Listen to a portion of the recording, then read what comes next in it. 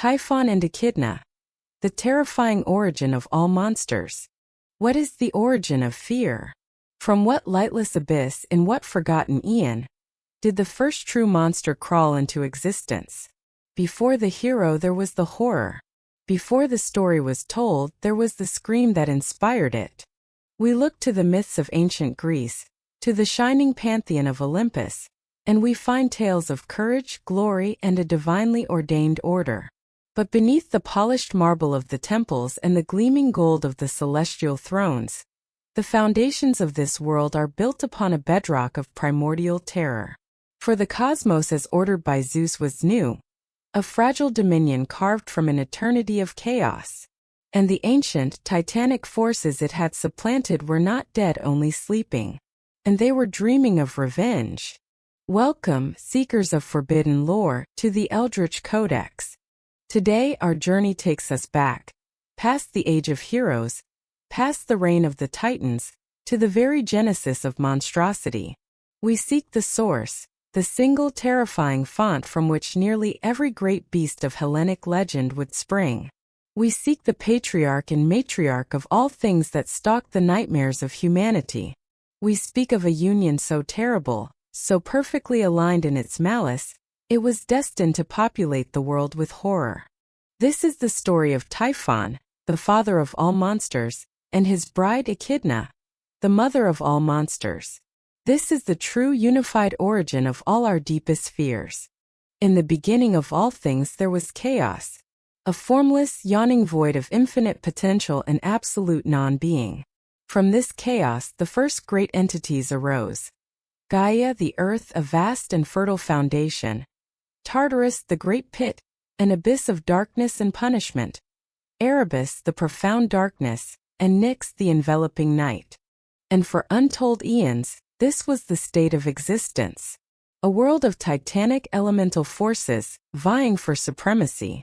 The children of Gaia, the Titans, ruled the cosmos under the stern leadership of Kronos, the god of time, who devoured his own children to secure his power. Then came the prophecy. Then came the rebellion. Then came the war. The Titanomachy, a war that lasted 10 celestial years. A conflict so utterly cataclysmic that its scars are still etched into the fabric of reality itself. On one side the elder gods, the Titans, beings of raw, untamed elemental might.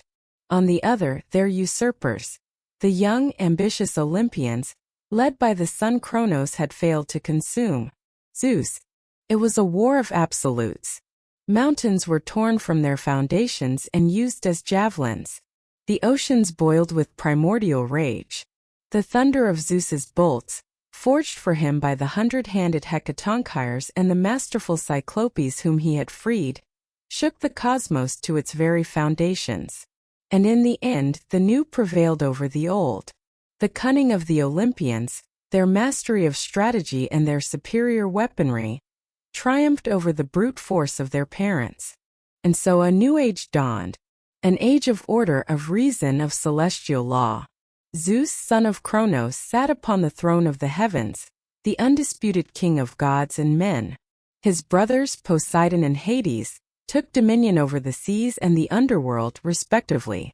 A pantheon of shining, brilliant gods now presided over the fate of the mortal world from their golden palaces atop Mount Olympus. The great, chaotic energies of the past had been tamed. The defeated Titans, those who had opposed the new regime, were bound in unbreakable chains forged by Hephaestus and cast down. Down past the roots of the mountains, past the realm of the dead, down into the deepest, darkest, most desolate corner of creation. They were hurled into Tartarus, the great abyss, the sentient pit that was both a place and a primordial being. A prison with walls of solid bronze was erected around them, guarded by the immense 100-handed Hecatonchires, loyal now to their liberator Zeus. There the once mighty rulers of the universe were to be confined for all eternity, buried in blackest gloom, their power nullified, their rage a silent, impotent echo in the endless dark. The universe exhaled. A new peace, hard-won and absolute, reigned. But it was a peace built upon a wound. For one power more ancient than any of them did not rejoice.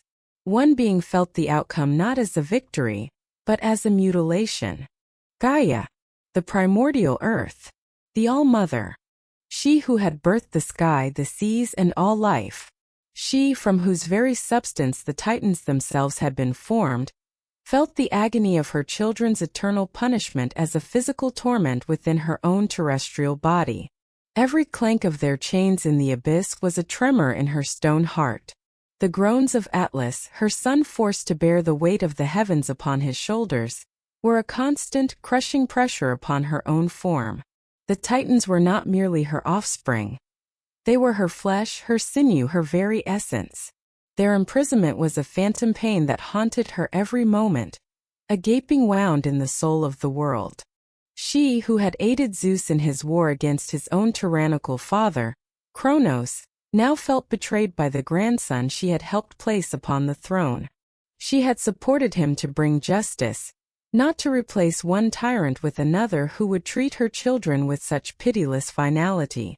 She appealed to the new king.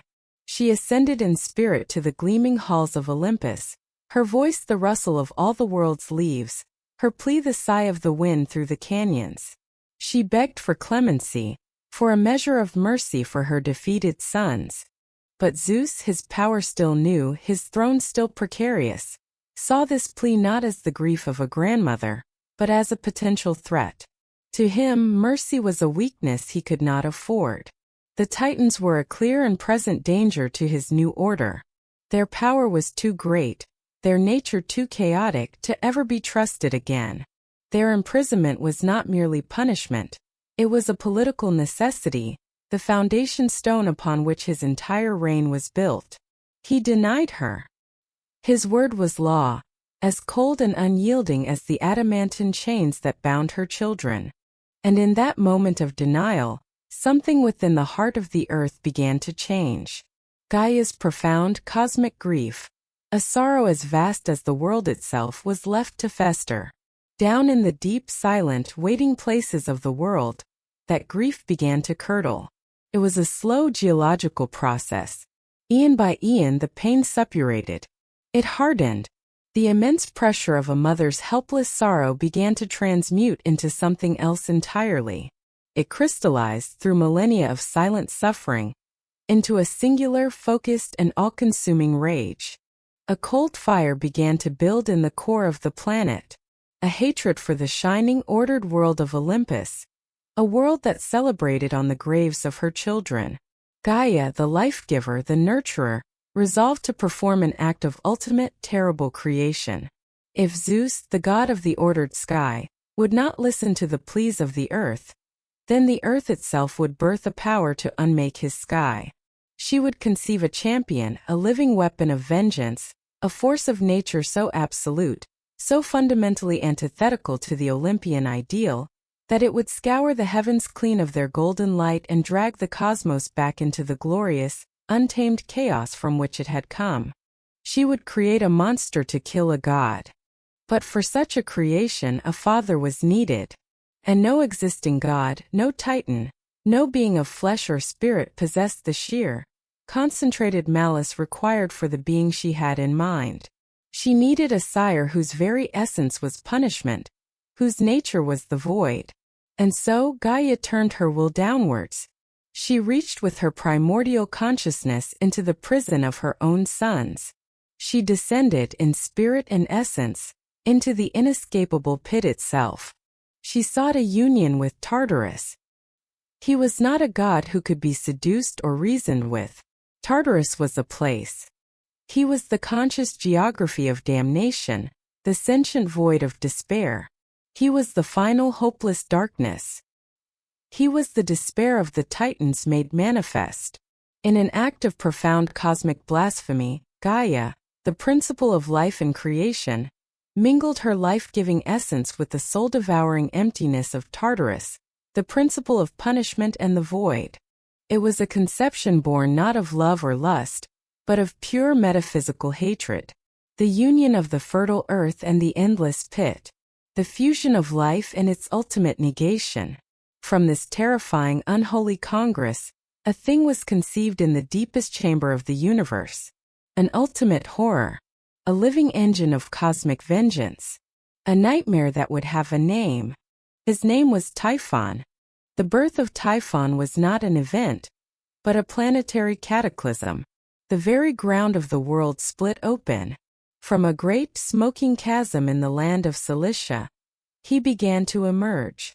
The ancient poets, from Hesiod in his Theogony to Apollodorus in his Bibliotheca, struggled to find human language adequate to describe the sheer, reality-warping horror of his form. He was not merely a beast or a giant. He was a walking apocalypse, a sentient force of uncreation. His scale alone was an insult to the laws of physics and geometry.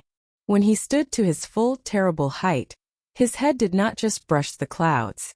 It scraped against the dome of the stars themselves, leaving shimmering trails of cosmic dust in his wake. He was so vast that when he stretched out his mighty arms, one hand touched the distant point of the eastern sunrise, while the other brushed the final western horizon. He could embrace the entire mortal world in a grip of annihilation. His torso was vaguely humanoid, a colossal trunk of muscle and dark igneous rock. From his shoulders grew not arms, but a multitude of leathery bat-like wings, so numerous and vast that when they unfurled, they blotted out the light of the sun, casting a terrifying premature twilight across the continents. But it was his heat, or rather, his heads, that marked him as a being of ultimate chaos. For atop his mighty shoulders, where a single head should be, there erupted a writhing, squirming mass of 100 heads. They were not the heads of a man, nor of any known beast. They were the heads of dragons, of primordial, scaly serpents. Each one darted and weaved independently, their forked tongues tasting the corrupted air, their jaws agape, lined with teeth like sharpened obsidian. And from the 200 eyes that adorned these heads, a terrible liquid fire blazed forth.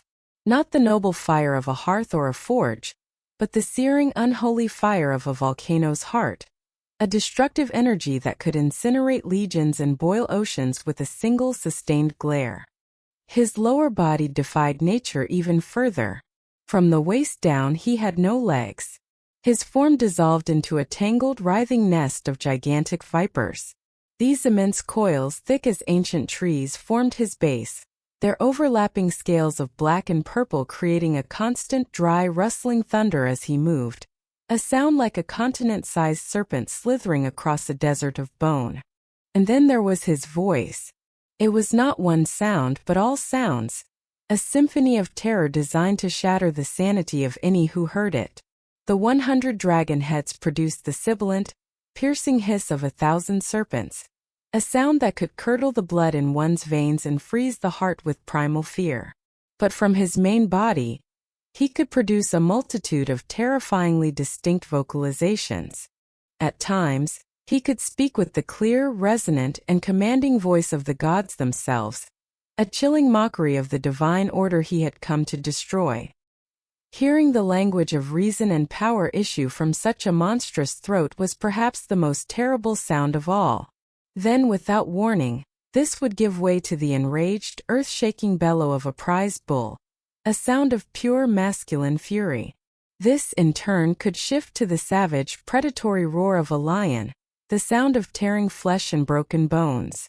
And then, stranger still, the frantic, high-pitched yelping of a pack of wild hounds, a sound of madness and uncontrolled frenzy. To hear the voice of Typhon was to hear all the nightmares of the natural world, and the blasphemous echo of the divine, all at once. It was a weapon in itself, a sonic assault of pure chaos. Upon the serene peak of Mount Olympus, the immortal gods felt his coming. It was not a sight or a sound at first, but a feeling, a deep, resonant shudder in the foundations of their mountain home.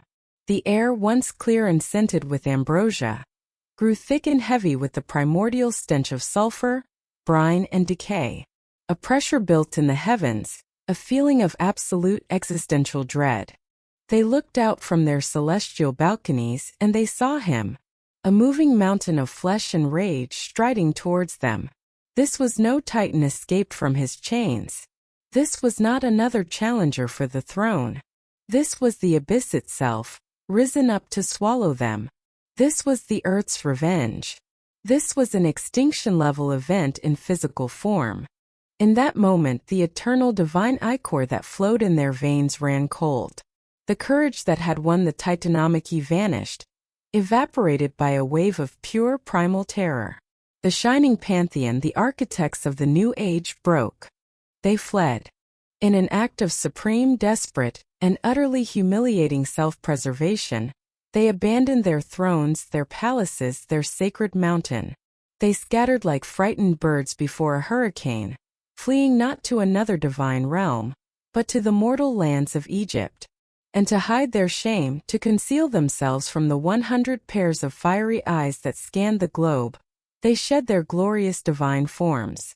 They shapeshifted, regressing into the forms of mortal animals. Zeus, the king of the gods, wielder of the thunderbolt, became a ram. Hera, the august and proud queen of heaven, became a white cow. Apollo, the god of light, music, and reason, became a crow, a creature of ill omen. Artemis, the huntress, became a cat. Hephaestus, the smith, an ox. Aphrodite, the very embodiment of divine beauty, threw herself into a river and became a fish. The entire Olympian court, the supposed masters of the universe, were reduced to a herd of cowering, disguised beasts, hiding amongst mortals from the shadow that had so completely fallen across their world. Only one of the Olympians did not flee. Athena, the goddess of wisdom, courage, and strategic war, stood her ground upon the trembling slopes of Olympus. She looked upon her father and her kin as they scattered, and she scorned their fear. For she, in her infinite wisdom, understood the truth. To run was to surrender the cosmos. To hide was to accept defeat. A war was coming, a war for the soul of reality itself. And as she watched the father of all monsters draw closer, his chorus of terrifying voices echoing in the empty halls of the gods, she knew that this was a war they were destined to lose. The age of Olympus was over. The age of Typhon had begun. The cosmos reeled. The heavens were empty, their divine inhabitants scattered and hiding in humiliation. The father of all monsters, Typhon, a walking, screaming embodiment of geological and celestial rage, began his triumphant, destructive march across creation. His was a war of overt power, of mountain-shattering might and star-scorching fire. It was the loud, roaring, undeniable apocalypse. But what of chaos itself? Is it ever a singular force? Is it always the deafening storm, the thundering earthquake? Or does it possess another face? A quieter, more patient, more insidious form? For every raging inferno there is the cold, creeping poison. For every declaration of open war, there is the silent, hidden blade. The universe demands balance, even in its horrors. And so for Typhon, the ultimate expression of masculine, destructive fury, the cosmos had prepared a perfect and terrible counterpart. A bride. To find her, we must turn our gaze away from the grand theater of the sky and the mountains. We must look down to the secret, dark, and damp places of the world, to the forgotten corners where sunlight is a myth and the air is heavy with the scent of wet earth and something ancient, something waiting. Somewhere in the shadowed lands of Cilicia, not far from the very chasm that had birthed Typhon, or perhaps in a fabled, dreaded land the ancients called Arima, place whose name means the couch or the resting place, there was a cave. It was a hollow wound in the earth, a subterranean dwelling that was less a home and more a lair. And within this gloomy twilight recess dwelt a creature of profound and chilling duality, a being whose name would become synonymous with the very concept of monstrous motherhood. Her name was Echidna, where her fated consort, Typhon, was a being of unbridled, chaotic force, a storm that announced its arrival with thunder and fire. Echidna was a horror of an entirely different order. She was the monster in the shadows, the terror that does not charge but waits. The ancient poets, struggling to describe her, paint a portrait of horrifying contradiction, a perfect fusion of alluring beauty and reptilian dread. From her waist to the crown of her head, she was perfection. She possessed the form of a beautiful nymph, a maiden of breathtaking fairness. Her skin was said to be smooth and pale, her arms slender and graceful. Her face, framed by flowing dark hair, was a mask of seductive innocence. And her eyes were described as glittering, alive with an unnatural intelligence and a captivating hypnotic charm. She was the vision a lost traveler might dream of finding by a secluded spring, a promise of comfort, of safety, of beauty in the heart of the wilderness. This was her lure. This was her weapon. This was the lie. Because below her womanly waist, the truth of her nature was revealed in all its monstrous glory. Her body was that of a massive speckled serpent. She was a drachyna, a she-dragon of immense size and terrifying power. Her coils were thick and muscular, covered in a mottled pattern of scales that shimmered wetly in the gloom. Her lower half was a testament to raw chthonic power, a creature of the deep earth, capable of crushing the life from a bull or moving with silent, terrifying speed. This was Echidna, the beautiful lie with a venomous truth coiled just out of sight, the promise of paradise fused to a body of pure nightmare. This duality is the very core of her terror. Typhon was a monster you could see coming from 100 leagues away. Echidna was the monster you would invite into your camp, the horror you would only recognize when her serpentine coils were already tightening around your chest. She represents a more sophisticated, more chilling form of evil. The evil that wears a mask of beauty, the danger that hides within desire. Her lineage, like all things born of the primordial era, is shrouded in the mists of competing myths, each more terrifying than the last. The most commonly accepted tradition, as recorded by the poet Hesiod, names her as the daughter of Phorcys and Ceto. To understand what this means, one must understand her parents. Phorcys was an ancient primordial god of the hidden dangers of the sea. He was the old man of the sea, who ruled over the terrors that lurked far beneath the sunlit waves. His wife and sister Ceto was the personification of the ocean's horror, her name literally meaning sea monster. They were the progenitors of a dynasty of abominations. Their union was a font of monstrosity, populating the world with beings that would haunt the nightmares of sailors and heroes for generations. To be the daughter of Phorcys and Ceto is to be the sister of legends of terror.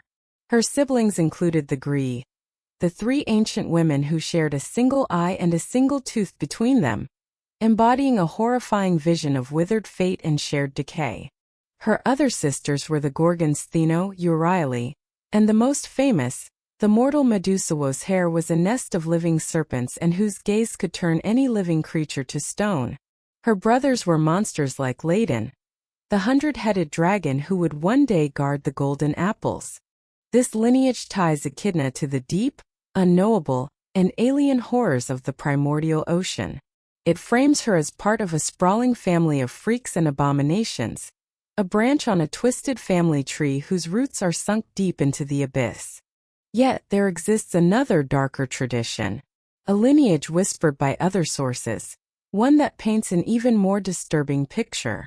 This tradition claims that Echidna was not the child of sea gods, but was born of the same unholy union as her future husband, that she too was a direct daughter of Gaia, the earth, and Tartarus, the great pit. Consider the implications of this. It would make her a true, full-blooded sister to Typhon himself. Their fated meeting would not be a mere alliance of monstrous forces, but a horrifying cosmic incest, a doubling down on the chaotic, vengeful energies that spawned them. It would mean that the rage of the earth against the sky produced not one, but two perfect weapons, the masculine force and the feminine vessel, the storm and the cave, the overt rage and the secret womb. This parentage frames Echidna as something even more fundamental than a sea monster's child. It makes her, like Typhon, a direct manifestation of the wounded planet's will to uncreate. Whatever her precise origin, her nature was absolute. The myths agree on this. She was immortal and ageless. While the gods on Olympus feasted and plotted, While humanity built its first fragile cities, Echidna simply was, dwelling in her subterranean lair in Arima. She did not seek power or dominion. She had no interest in the throne of the heavens. Her war was a quieter, more personal and unending one. It was a war against life itself. She was the quintessential ambush predator. Her methods were a grim pantomime of her dual nature. From the shadows of her cave, she would show only her beautiful human half. A lost shepherd, a weary traveler, a curious adventurer, would see the form of a lonely, beautiful maiden and approach, drawn in by the promise of aid or companionship. She would speak to them with a voice of honeyed sweetness, luring them closer, deeper into the gloom, away from the safety of the path. And only when they were within her reach, when their guard was completely down, would the serpentine coils lash out from the darkness. There would be a moment of shocked realization, the beautiful face twisting into a predatory snarl, and then only the crushing silent death in the embrace of the Dracaena. Hesiod tells us she would devour them raw. She was a point of entropy in the world, a black hole for life, erasing any creature foolish enough to wander into her domain. She was a living embodiment of the axiom that the most beautiful paths can lead to the deadliest ends, that the most tempting face can hide the most monstrous soul. And so these two forces of chaos existed in the world. One, a cataclysm that threatened to tear down the heavens in a glorious fiery war. The other, a silent, lurking dread that picked off life one victim at a time from the shadows. They were the two poles of primordial horror, and they were destined to meet. When Typhon, the raging storm of Gaia's wrath, in his journey to confront the gods, came upon the cave of Arima, he found his mate. It was not a meeting of lovers, not a courtship of passion or emotion as mortals or even gods would understand it. It was an alignment of fundamental forces, as inevitable as a storm front meeting a stagnant, poisoned sea. The father of all monsters, the embodiment of overt, destructive power, looked upon the being who was his perfect complement. He saw in her the vessel for his legacy. And Echidna, the mother of horrors, the incarnation of hidden, patient malice, looked upon the being who shared her fundamental hatred for the ordered world of Olympus. She saw in him the chaotic seed needed to fulfill her ultimate purpose. In the deep earthen darkness of her cave, the ultimate terror and the endless mother of horrors came together. Their union was not one of love, but of pure metaphysical purpose, procreation. They were a factory of nightmares. Their children would not be mere beasts. Each would be a carefully crafted concept of terror, a unique and potent myth designed to plague the world, to test the mettle of future heroes, and to serve as an eternal living reminder of the chaos that bubbles just beneath the fragile surface of civilization. Typhon's war with Zeus was for the present, a battle for who would rule the cosmos now. But his union with Echidna was for the future. It was to ensure that even if he failed, his hatred, his chaos, his monstrosity would live on, seeded throughout the world in the flesh of his children. The age of heroes was on the horizon, but only because Typhon and Echidna would first create the age of monsters. Their progeny, born of the fusion of apocalyptic rage and insidious deception, would be their true, lasting legacy, a pantheon of nightmares to rival the pantheon of the gods. The serpent's bride had found her mate. The Codex of Horror was about to be written in blood and fear, and its first chapter would be their monstrous brood. In the subterranean gloom of their lair, a place beyond the sight of the Olympian gods and the knowledge of mortal men, the purpose of the union between Typhon and Echidna was fulfilled.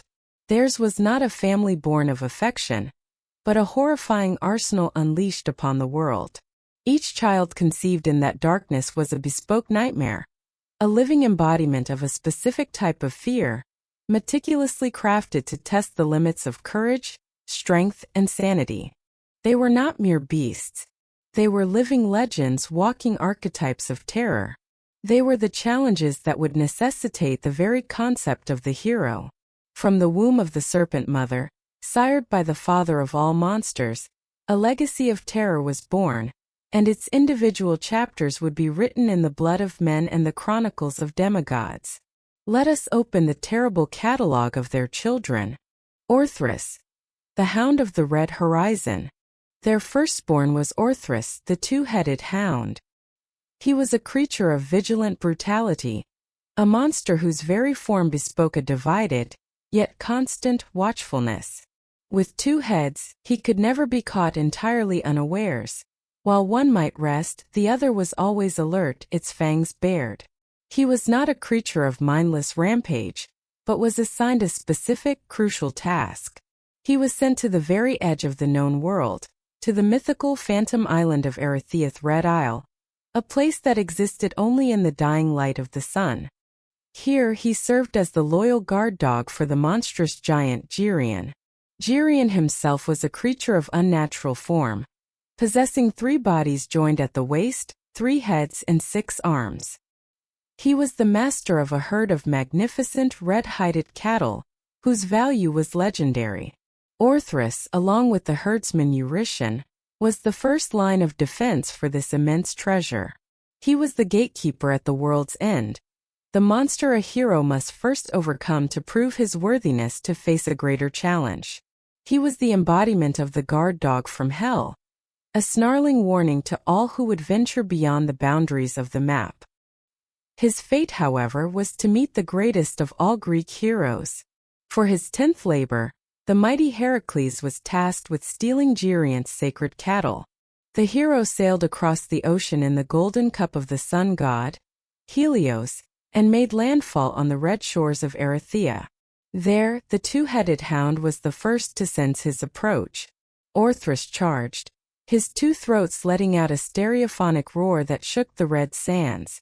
But the hound, for all its monstrous vigilance, was no match for the son of Zeus. Heracles met the charge not with a sword or spear, but with his trusty club, carved from the wood of an olive tree. In a single brutally efficient display of divine strength, he brought the club down upon the monster, smashing both of its skulls in a single devastating blow. Thus, the first of Echidna's children fell, a grim prologue to the hero's greater battle with Girion himself, Cerberus, the inescapable warden of hell. If Orthrus was the prototype, the second son of Typhon and Echidna was the perfected, ultimate expression of the monstrous guardian. He was a beast of far greater power and cosmic significance, a creature destined to guard not a worldly treasure, but the final frontier of existence itself. His name was Cerberus, the Hound of Hades. The poet Hesiod, overwhelmed by the concept, claimed he had 50 heads, a number meant to convey an incomprehensible terror. Later traditions would solidify his image as having 3. These 3 heads were often thought to represent the past, the present, and the future, a grim reminder that death consumes all of time. But his horror was not limited to his heads. His back writhed with a mane of living, hissing serpents, and his tail was not that of a dog, but a venomous, barbed dragon's tail that would lash and strike independently. He was not merely an animal. He was a chthonic entity, a piece of the underworld given monstrous form. His duty, assigned by Hades, the Lord of the Dead, was absolute and essential to the order of the cosmos. He sat at the gates, a fearsome warden. To the newly arrived souls of the dead, fluttering across the Styx, he was said to be placid, even friendly, fawning and welcoming them into their new eternal home. For the law of Hades was that all may enter, but none may leave. Should any living mortal dare to force their way in, or more importantly, should any dead soul attempt to escape back into the light, Cerberus would become a maelstrom of claws, fangs, and fury. He was the embodiment of death's finality. He was the reason the dead stay dead. He was not just a beast guarding a place. He was a living, breathing law of nature. Yet, even this fundamental law could be bent by the might of Heracles. For his 12th and final labor, the most perilous of all, the hero was commanded to do the impossible, to bring Cerberus up from the underworld. Descending into the gloom, Heracles confronted Hades, who permitted the labor on one condition. The hero could not use any weapons. He must overpower the hellhound with his bare hands. What followed was not a simple battle, but a primal struggle of life against the avatar of death. Heracles, protected by his Nemean lion's skin, grappled with the monstrous hound. He ignored the biting serpents on its back and the lashing of its dragon tail, focusing all his divine strength on locking his arms around the beast's 3 necks. Cerberus struggled, his roars echoing through the desolate plains of Asphodel, shaking the very foundations of the underworld. But the strength of the son of Zeus was absolute. He wrestled the beast into submission, and in a feat that defied reality itself, he dragged the struggling, whimpering warden of hell out of the darkness and into the mortal world of sunlight. The sight of the sun terrified the creature, which spewed a black, toxic venom upon the earth, from which the first poisonous aconite plants were said to have sprung. Having proven his victory, having subjugated death itself, Heracles dutifully returned the chastened Cerberus to his post at the gates of Hades, where he remains for all eternity. The Lernaean Hydra. The unkillable problem. Not all of Echidna's children were guardians. Her next offspring represented an entirely different and more maddening kind of terror. It was not a static obstacle, but a dynamic, ever-worsening plague. This was the Lernaean Hydra. This creature made its lair in the swamps of Lerna, a place that was considered a nexus of supernatural evil, one of the ancient gateways to the underworld. It was a colossal water serpent, a dragon of the Fuan, whose most terrifying quality was not its size, but its impossible biology. It possessed numerous heads, the number varies in the telling, from a classical 9 to as many as 100. Its breath was a cloud of lethal poison, and its blood and bile were so virulently toxic that even its scent, or the tracks it left behind, could kill a man. But its true horror, the quality that made it legendary, was its supernatural regenerative ability. For every one of its heads that was struck off by a sword or an axe, 2 more would spring forth from the bleeding stump, angrier and more vigorous than before. The Hydra was the physical embodiment of a problem that cannot be solved by conventional means. It was the crisis that escalates with every direct attempt to fight it. It represented futility, despair, and the consuming nature of a battle that you can only lose. To fight the Hydra was to feed it, to strengthen it with your own efforts. This escalating nightmare was the target of Heracles' second labor. The hero, accompanied by his loyal nephew Iolaus, tracked the beast to its lair. Heracles charged, his sword a flashing arc, and began severing the monster's heads. But for every head that fell, splashing into the brackish water, 2 more grew back, hissing in defiance. The hero for the first time was being overwhelmed. His immense strength was not only useless, it was counterproductive.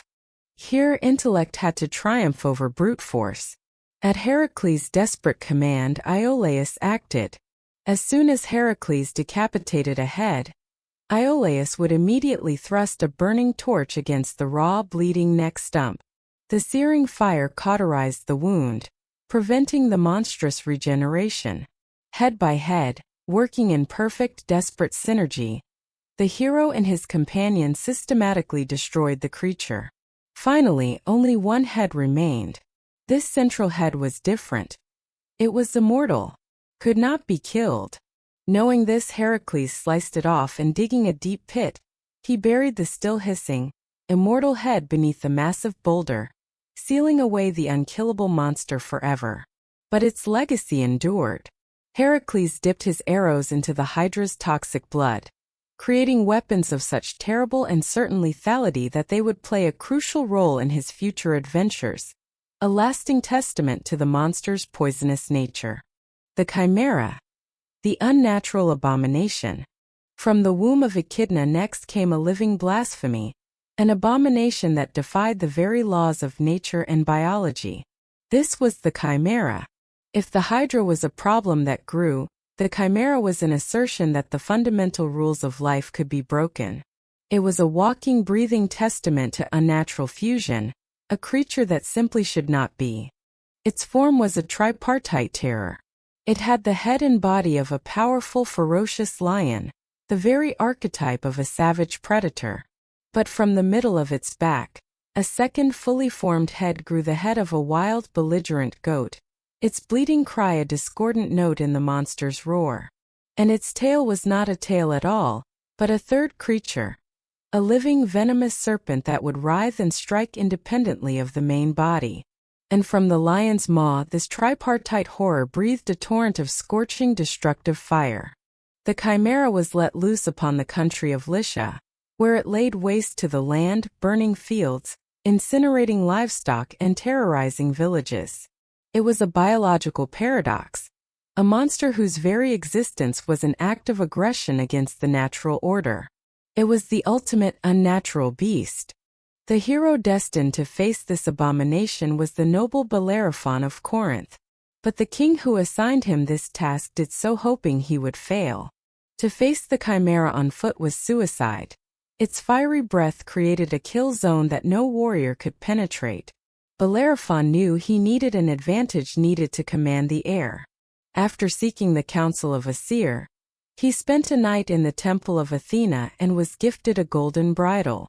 With this, he was able to find and tame the magnificent, divine winged horse, Pegasus, a creature itself born from the blood of the slain Gorgon Medusa, Echidna's own niece. Mounted on his winged steed, Bellerophon became the world's first aerial warrior. He assailed the chimera from above, soaring and diving, staying well clear of its deadly fiery breath. The monster, unable to reach its airborne foe, could only roar in frustration. Then Bellerophon enacted his ingenious plan. He affixed a block of lead to the tip of his spear. Diving down at the beast, he thrust the spear deep into the chimera's gaping, fire-breathing throat. The monster's own infernal breath instantly melted the lead. The molten metal flowed down its gullet, searing its heart and lungs from within. In a moment of supreme poetic justice, the fire-breathing abomination was extinguished by its own fire, suffocating in the molten evidence of its defeat. The Sphinx, the riddling terror of the mind. Not all of Echidna's children were creatures of brute force or elemental power. The next terror to emerge from her lineage was far more subtle, and in many ways more terrifying. It was a monster that attacked not the body but the mind. This was the Sphinx. Sent by the goddess by her own malevolent will to plague the great city of Thebes as a punishment for an ancient royal crime. The Sphinx was a monster of intellect. She did not hunt or rampage. She simply waited. She settled herself upon a high rock on the main road leading to the city, effectively cutting it off from all trade and travel. To any person who wished to enter or leave Thebes, she posed a single fateful riddle. Her voice, carrying on the wind, was said to be melodic yet imperious as she asked, "What is the creature that walks on 4 feet in the morning, 2 feet at noon, and 3 feet in the evening?" There was no negotiation. There was no escape. Any traveler who failed to provide the correct answer was judged unworthy of life. The myths describe her either strangling them with her powerful lion's limbs or devouring them on the spot. The Sphinx was the personification of intellectual tyranny, a symbol of existential dread where the price of ignorance was instant death. Thebes was slowly dying, its people trapped by a question, held hostage by a fatal conundrum. The solution would not come from a hero of legendary strength, but from one of legendary intellect and tragic destiny. The hero was Oedipus, a prince of a foreign land, unknowingly returning to the city of his birth. When he confronted the Sphinx, he did not draw a sword. He listened. He thought. And he answered the riddle that had stumped so many. "The answer," he said, his voice clear against the wind, "is man. For as a baby in the morning of his life he crawls on all fours. As an adult in the noon of his life he walks on 2 feet.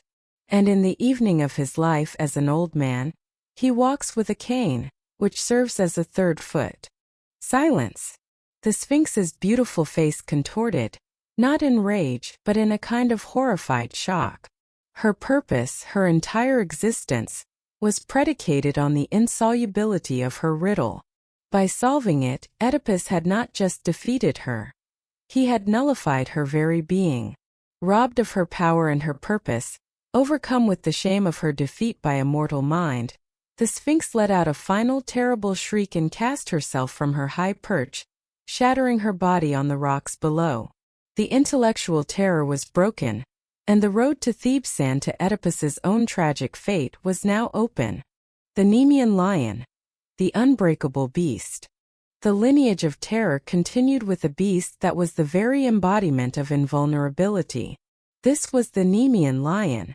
This was no ordinary animal, no simple predator. It was a child of monsters, and it carried their supernatural might in its very hide. A massive lion of immense strength. Its defining feature was its golden fur. A hide that was completely impenetrable. No weapon forged by God or man could pierce it. Spears would shatter against its flanks, swords would blunt and turn, and arrows, even those shot by the mightiest archers, would simply bounce off harmlessly. It stalked the hills of Nemea, a perfect, indestructible killing machine. Its roar alone was said to be a weapon, causing such terror that it would paralyze its prey, human and animal alike, leaving them helpless before its charge. The Nemean lion was the symbol of the insurmountable obstacle, the challenge that renders all conventional tools and strategies utterly useless. It was the problem of force meeting an unbreakable defense. Its doom, naturally, was intertwined with the destiny of Heracles, serving as the very first of his 12 labors. The hero arrived in Nemea and quickly learned from the local populace that the beast could not be harmed by any weapon. Undeterred, he tracked the lion. First, he tried his bow, watching in disbelief as his arrows clattered uselessly to the ground. Then he drew his sword, which bent upon the lion's hide. Finally, he swung his mighty club, which shattered into splinters against the creature's skull, only stunning it for a moment. Realizing that his tools were useless, Heracles was forced to abandon them and rely on his most fundamental attribute, his own divine physical power. He cornered the lion in its lair, blocking off one of its 2 entrances. Then he cast aside his weapons and wrestled the beast with his bare hands. It was a primal, desperate struggle, man versus the invincible monster. Heracles locked his arms around the lion's thick neck, squeezing with all his might, slowly, brutally, choking the life from the creature that could not be pierced. After its death, another problem arose. How to skin it? Heracles tried with his knife, to no avail. It was the goddess Athena who, in a moment of divine inspiration, whispered the solution to him. With grim ingenuity, Heracles took one of the lion's own razor-sharp claws and used it to slice open the impenetrable hide. He had turned the monster's own invulnerability against itself. From that day forward, Heracles would wear the golden hide of the Nemean lion as his signature armor, a trophy of his first great victory, and a symbol that he now carried the power of the invincible with him. And still the brood was not exhausted. Another child of this monstrous union was the Caucasian eagle, a great and terrible bird of prey. It was not a creature of chaos, but one co-opted for divine punishment. It was this eagle that was sent by Zeus to enact the eternal torment upon the Titan Prometheus. For the crime of giving fire to mankind, Prometheus was chained to a rock in the Caucasus Mountains. Every single day for 30,000 years, this child of monsters would fly down and, with its great beak, tear out and devour the Titan's liver, only for the organ to regenerate overnight, allowing the torture to repeat anew. This eagle was the symbol of endless, cyclical punishment. A daily damnation finally ended when Heracles, passing by on another quest, shot it down from the sky. And finally we look to the very edge of the world, to the mythical garden of the Hesperides. There, coiled around the trunk of the tree that bore the golden apples of immortality, was another of Echidna's children, Ladon, the sleepless dragon, a serpent with 100 heads, each speaking in a different chattering voice. It was the ultimate warden. It was the final living obstacle between mortals and eternal life, a horror of unending vigilance. Its fate remains a mystery, with some myths claiming Heracles killed it to complete his 11th labor, while others insist it was merely put to sleep, and remains there still, an eternal sentinel guarding the secrets of the gods. From the two-headed Orthrus to the 100-headed Ladon, the children of Typhon and Echidna formed a great and terrible gauntlet of horrors, a curriculum of heroism written across the map of the ancient world. They were the reason heroes were needed. They were the darkness that gave the light its meaning. Their diverse and terrifying forms were the fulfillment of their parents' unholy union, to ensure that the war against order would never truly end, but would continue forever, in the endless stories of monsters, and the legends of the heroes who rose to face them. While Echidna, the serpent's bride, began her quiet, patient work of seeding the world with her monstrous children, her mate pursued a far grander, far more immediate ambition. Typhon was not content to merely haunt the dark corners of the world, or to challenge heroes yet unborn. He sought the ultimate prize. He sought the throne of creation. With the Olympian pantheon shattered and scattered, their king a fugitive ram hiding in the mortal lands of Egypt, the cosmos was without a master. Typhon's challenge went unanswered. He was the de facto ruler of a terrified and broken world. His march was a tour of conquest and desecration. He strode through the fertile lands of Greece and beyond, and the touch of his viperous coils salted the earth, turning farmland into desert. He waded into the seas, and the heat from his body caused the waters to boil and steam, killing all within them. The fragile order established by Zeus, an order of seasons, of laws of civilization, was crumbling back into the primordial chaos from which it had been so painstakingly carved. The universe held its breath, waiting for its end. On the forsaken peak of Olympus, only Athena remained. The goddess of wisdom and strategic war looked upon the ruin of her world, and she felt not fear, but a profound, burning shame. She had watched her father, the king of the gods, lead the panicked exodus. She had seen the Lord of the Sky trade his scepter for the fleece of a sheep. Through the mystic channels that bind the gods, she sent her thoughts to him, her words a whip of scorn and duty. She derided his cowardice. What is a king without a kingdom? What is a god who hides from his own creation? She reminded him of the Titanomachy, of the courage that had won him the throne in the first place. Was that strength gone forever? Had the king of gods and men become so enthralled by the peace he had created that he had forgotten the price of maintaining it? Her words found their mark. In the deserts of Egypt, a ram looked up at the smoke-filled sky, and the soul of a king was stirred from his terror-induced slumber. Zeus realized the truth in his daughter's scorn. There was nowhere to run. Typhon was not a regional threat. He was a cosmic schism. To flee was to cede existence itself. The choice was not between fighting and safety, but between fighting and non-being. His reign, his world, his very identity was on the line. And so the king returned. One by one, shamed by their king's newfound resolve, the other gods followed suit, returning to Olympus to stand with him. But this was not a war for an army. This was a duel of champions, a battle between two singular absolute forces. This was Zeus's fight alone. He returned to his celestial armory. He clad himself in his divine panoply, and he armed himself with the most powerful weapons in creation. His thunderbolts. These were not mere flashes of lightning. Each bolt was a sliver of cosmic energy, a captured piece of the explosive power of the universe's birth, forged for him in the volcanic heart of Mount Etna by his master smiths. The Cyclopes Brontes, Steripes, and Argiswo's names mean thunder, lightning, and flash. They were weapons capable of shattering mountains and felling titans. Armed with an arsenal of celestial fire and an adamantine sickle forged by Gaia herself in the elder days, Zeus ascended from Olympus, not in a chariot, but as the living storm cloud. He went to meet his challenger, the king of order versus the father of chaos. A war not for a throne, but for the right of reality itself to exist. The collision of these two beings was the cataclysm that shook the universe to its core. The battleground was the world itself. Zeus from on high unleashed a celestial artillery barrage.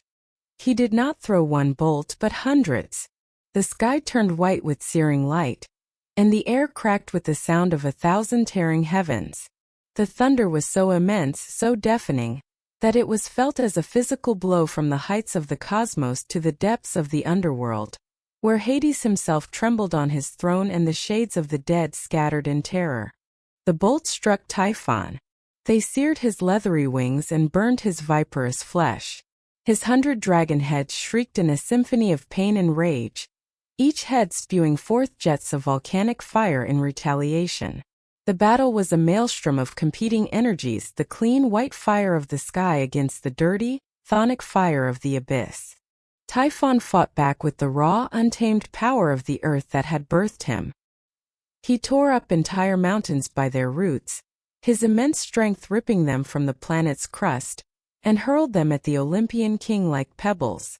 These airborne continents, trailing rock and fire, flew towards Zeus, who would blast them into cosmic dust with perfectly aimed thunderbolts. The sky became a chaotic rain of molten rock and ash. The seas, caught in the crossfire, boiled and hissed, sending vast clouds of steam into the atmosphere. The land itself caught fire, forests turning to ash in an instant. It was as if the process of creation was being thrown into violent reverse. For a time, the master of the sky seemed to have the upper hand. The sheer power and precision of the thunderbolts were overwhelming. Zeus pressed his advantage, wounding Typhon again and again, forcing the great beast to stumble. Seeing his opportunity, the king of the gods swooped in close, his adamantine sickle held ready. He meant to end the fight with a single decisive blow, to decapitate the monster and end the threat forever. But he had grown overconfident. He had forgotten that he was fighting a child of both Gaia and Tartarus, a being whose power was as deep and treacherous as the pit itself. He underestimated the monster's cunning. In a move of shocking serpentine speed, Typhon lunged. It was not an attack but an entrapment. His hundreds of viperous coils, each one a massive python of immense strength, shot upwards, ensnaring the god-king in a living net of muscle and scale. Zeus was caught, his arms pinned, his thunderbolts useless. The sickle fell from his grasp, clattering down a mountainside. Typhon let out a roar of triumph, a sound of pure bestial victory that silenced the thunder. He tightened his coils, crushing the king of the gods, constricting him with the pressure of 1,000 pythons. And then, in an act of unimaginable horror and defilement, the monster used the god's own fallen sickle. With a brutal surgical precision, Typhon sliced into the divine flesh of Zeus. He did not go for a killing blow. He did something far worse. He reached into the wounds and pulled forth the king's sinews, the very tendons and ligaments that channeled his divine strength, the source of his physical power. The lord of the sky, the wielder of lightning, the victor of the Titanomachy, was crippled, mutilated, rendered as helpless as a newborn. The divine circuitry of his power had been ripped out. The cosmos fell silent in horror. Chaos had won. Typhon carried the broken body of the king to the Carytian cave, a deep and remote grotto in Cilicia. There he imprisoned the helpless god. To ensure his victory was absolute, Typhon took the severed sinews of Zeus, the source of all celestial power, and hid them away, wrapping them in a bearskin for safekeeping. And to guard this treasure, to ensure that Zeus could never be restored, he set a sentry. The guardian was the Dracaena Delphine, a monstrous she-dragon, half-woman, half-serpent.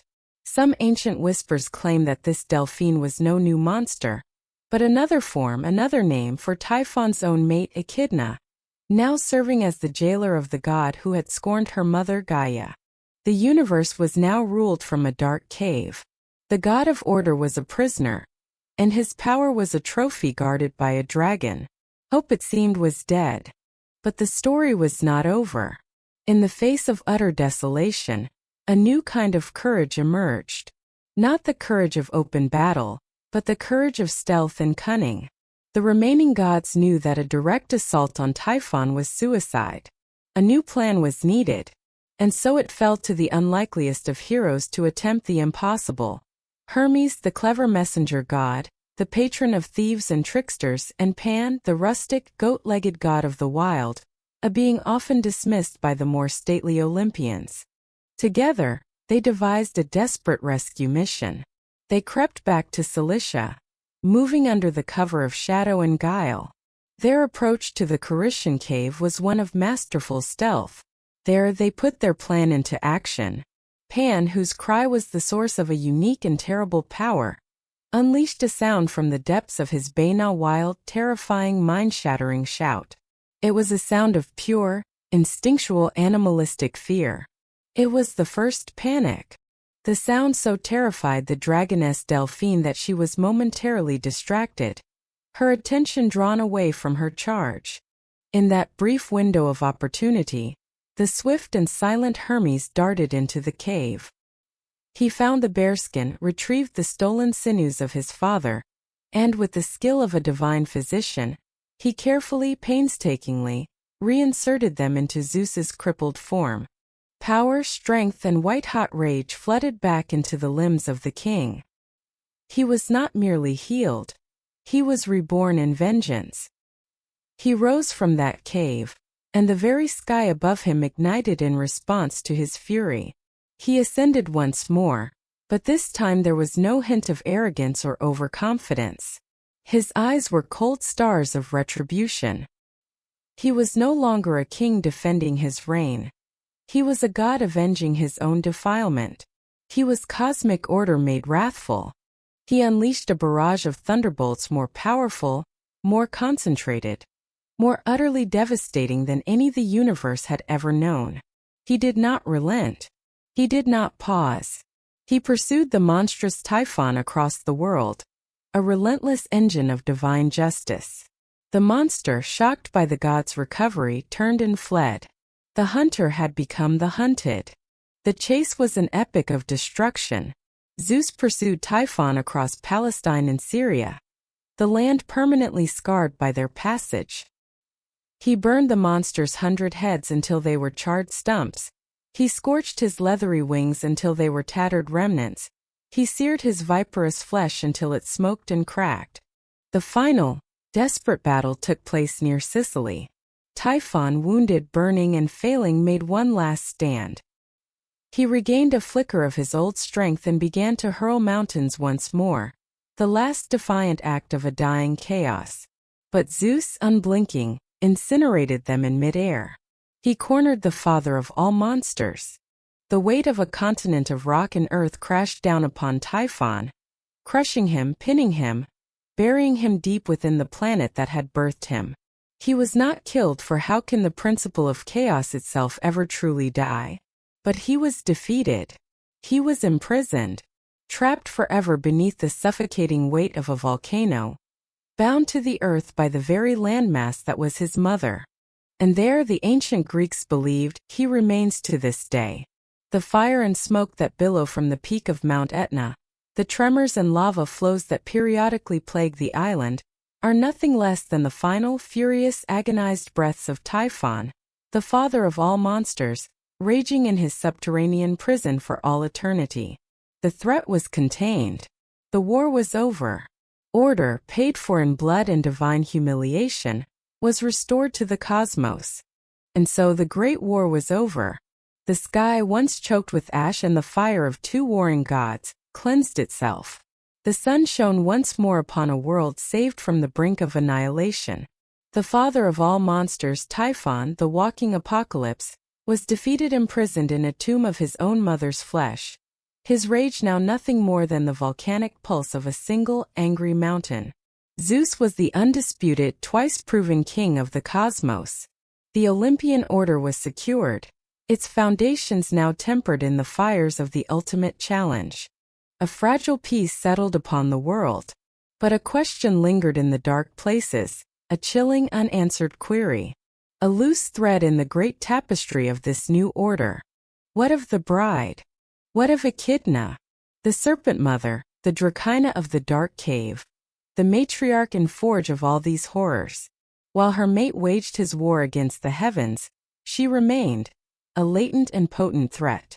She was the source, the womb from which the Hydra, the Chimera, and Cerberus had sprung. Surely a wise king, having cut down the great tree of chaos, would now dig up its roots. Surely the next flash of celestial lightning would be aimed at the cave in Arima, to cauterize the world of this monstrous matriarch forever. But the flash never came. The thunder remained silent. And in this divine inaction, we find one of the most profound and unsettling truths of the Greek mythological worldview. Zeus, in his newly cemented and absolute wisdom, made a deliberate choice. He spared Echidna. He allowed her, and the monstrous children she had already birthed, to continue to exist. This was not an oversight. It was not an act of mercy, for mercy was not an emotion he had shown her kind. It was an act of cosmic strategy, a decision rooted in a deep understanding of the nature of gods, mortals, and the delicate ecosystem that bound them together. A king's wisdom is measured not only by the wars he wins, but by the peace he cultivates. And Zeus understood that a perfect peace, a world utterly devoid of challenge, of darkness, of fear, would be a stagnant and meaningless world. What is courage if there is nothing to fear? What is strength if there is nothing to overcome? What is the entire concept of a hero if there are no monsters to be fought? The surviving children of Typhon and Echidna, the Nemean lion, the Sphinx, and others yet to meet their fate, and Echidna herself, the potential mother of more, were now repurposed. They were no longer agents of a chaotic rebellion. They were now an essential part of the divine order. They were to be the great trials of the mortal world, the living whetstones upon which the blade of human potential could be sharpened. They were the terrifying final exams for the age of heroes that was dawning. They were left as a permanent, enduring nightmare, a living curriculum of fear. Each monster was a different lesson. The Nemean lion would teach a hero that some obstacles cannot be overcome with conventional tools, forcing him to rely on his own innate strength.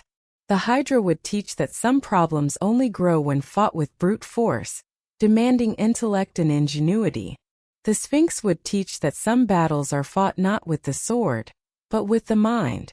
Zeus, in his terrible wisdom, allowed the darkness to remain, so that the light of heroes like Heracles, Bellerophon, and Oedipus could have something to shine against. And so, Echidna lived on. Her great mate was gone, his fiery rage now a distant, subterranean rumble. The grand war for the cosmos was lost. She retreated back to her essential nature. No longer the queen of a coming dystopia, but once again the solitary lurking horror in the darkness. She was a living fossil, a remnant of the primordial chaos that had been vanquished, now serving the very system she had been created to destroy. Her existence became a quiet, grim continuation of her purpose. She remained the mother of monsters, the dark heart of the world's fears. But her end, when it finally came, would not be at the hands of a great Olympian god or a celebrated demigod hero. The fate of the immortal mother of all monsters was to be a strange and deeply ironic one. The queen of the gods, Hera, whose hatred for her husband's infidelities was legendary, had a favorite servant. He was a giant named Argus, but he was known by the epithet Panoptes, which means the all-seeing. His uniqueness was not in his strength, but in his anatomy of vigilance. His body was covered in 100 eyes. At any given time, only 2 would sleep, while the other 98 remained open, watchful, and alert. He was never truly asleep. He was the personification of eternal watchfulness, the perfect guardian.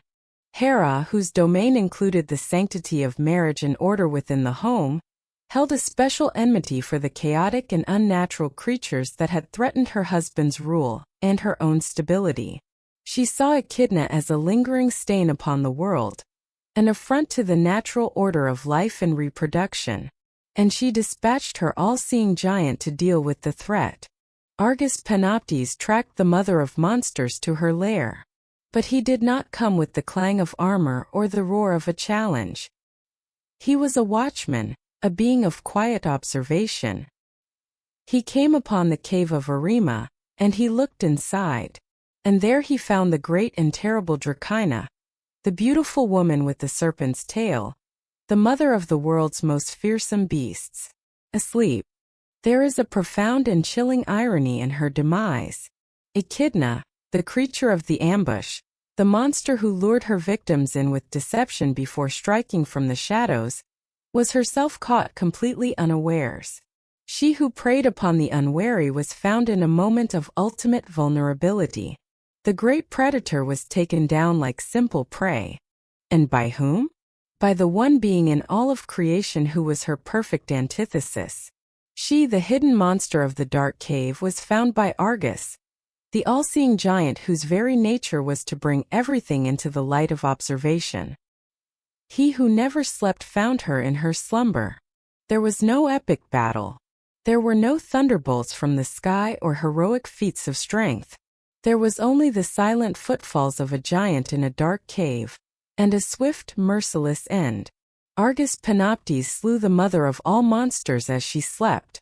Her long dark reign of spawning terror was over. Not with a bang, but with a quiet, ignominious whisper. The ultimate watchman had finally put the enduring nightmare to rest. So the great progenitors were gone. Typhon was buried beneath the mountain. Echidna was slain in her sleep. Their children, one by one, fell to the heroes whose legends they were destined to create. So is the story over? Is their legacy merely a catalogue of dead beasts and heroic triumphs? No. To believe that is to miss the true enduring power of their line.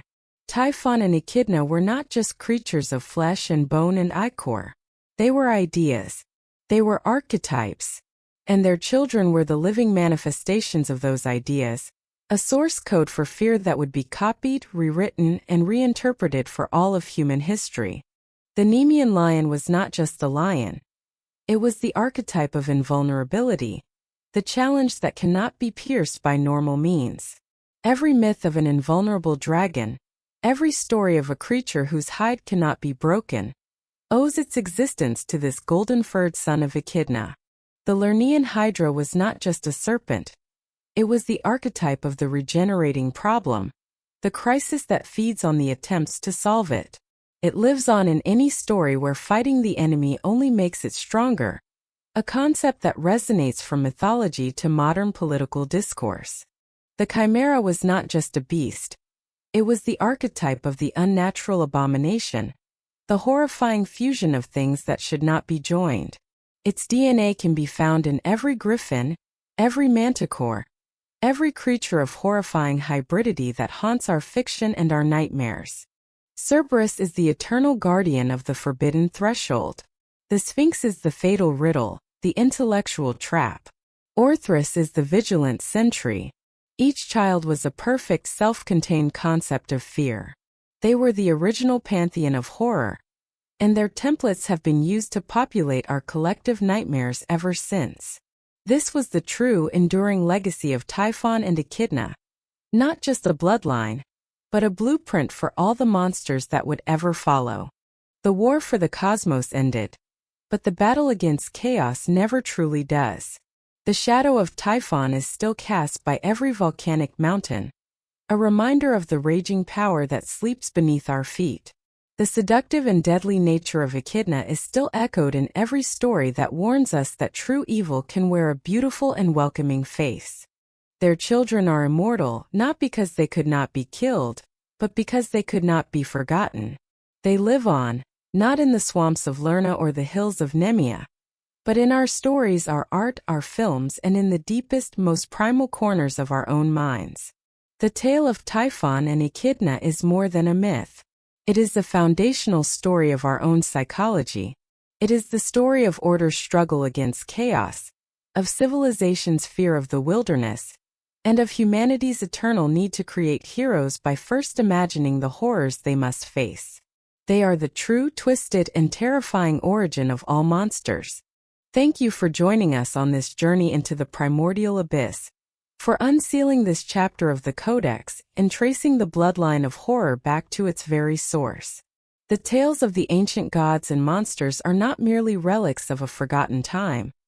They are living maps of the human soul, and a testament to our eternal struggle against the darkness, both within and without. If you wish to continue our expedition and unseal more forbidden chapters from the annals of myth, folklore, and esoteric history, be sure to subscribe to the Eldritch Codex and activate the notification bell. That way, you will not miss a single descent into the shadows of the past. Until our next journey, remember the lessons of the ancients. Walk carefully, and be wary of what lurks in the dark, for you never truly know what ancient, monstrous lineage it might conceal.